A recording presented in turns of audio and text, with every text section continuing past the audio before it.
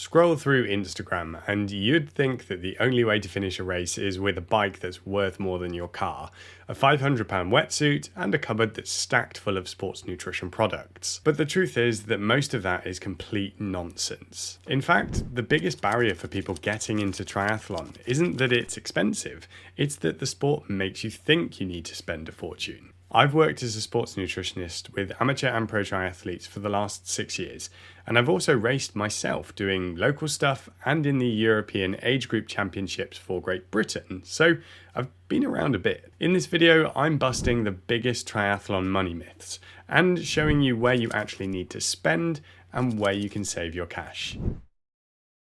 One of the things that most people underestimate is just how expensive triathlons are to actually enter, especially if they're used to doing other events like running races. A local sprint triathlon might cost £50 to £100, a 70.3 or T100 event will be between £200 to £400, and an Ironman branded event for the full distance might be around £700. So you're looking at a big expense even before you get started. And honestly, I think this is a problem. Now, don't get me wrong, I know that events are expensive to run and companies have taken a big hit over the last few years. Plus, the big events usually have a super atmosphere. They're well staffed and well run. But still, if you're new to triathlon and wanting to dip your toes in, look for some local events rather than the big ones. Get a feel for the sport and see if you enjoy it, and then work your way up. Or pick a full distance Ironman and expect to pay the big bucks. One of the things that drives me mad is the idea that you need to use sports nutrition products all the time. I love sports nutrition products. There's something special about ripping open that packet at 5 AM before getting on the bike or heading out on a run. It kind of just makes you feel like you really are a triathlete. And hey, when you're using the same nutrition as the pros, well, you're going to perform like them, right? But really, that's marketing, not necessity. You can fuel most training sessions with normal food, so bananas, cereal bars, or even just pure table sugar itself. There are so many DIY options that you really don't need to be smashing your credit card for most training sessions. The caveat here is around race time though, and that's when I think it really does make a difference to use and practice with specific products. But other than that, you might be so much better off by making smarter choices and spending less money. And if you want help with what to eat before, during, and after training, then grab my free fueling guide for triathletes. I've linked it in the description and comment section of this video, and I'll walk you through the best way to fuel your training without spending extortionate amounts of money.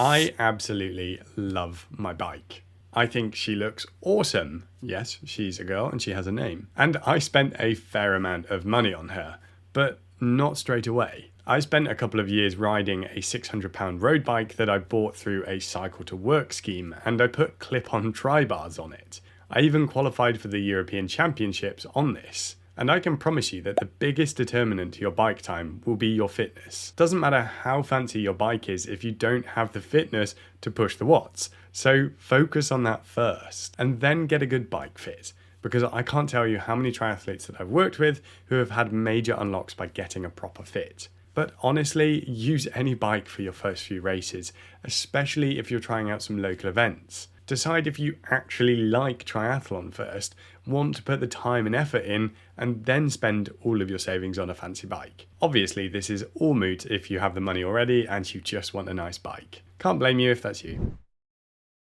Spending money on extra kit in triathlon can be a bit of a rabbit hole, and I know because I've been down it. Wind-tested tri-suits, carbon shoes, aero helmets, power meters, the list is endless. And sure, they're nice to have, but they aren't essential. For your first set of races, goggles, a safe bike, and something that you can swim, bike, and run in is enough. That's it. Even if you start enjoying it more and want to do more, those things aren't necessary. Think of upgrades like decorations on a cake. They make it look nicer, but you don't need them to eat it or enjoy it.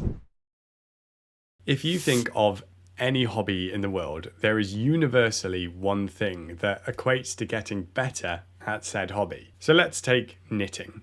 I know nothing about it, but I can tell you quite confidently that while a fancy pair of needles might look the part, it's not going to magically make you better at it. Likewise, knitting solidly every day for a week and then not doing it again for a month isn't going to be great if you really want to get better. With triathlon, whether it's performance in training or racing, losing weight and getting leaner, the key is to be able to do it consistently over the long term, and this is where so many triathletes get caught out. They assume that every purchase equals more speed, but the stuff that really moves the needle is actually pretty boring. It's not going too hard too frequently, it's getting enough sleep and recovering properly, eating the right sorts of foods. And remember to check out the fueling guide in the description and comment section of this video.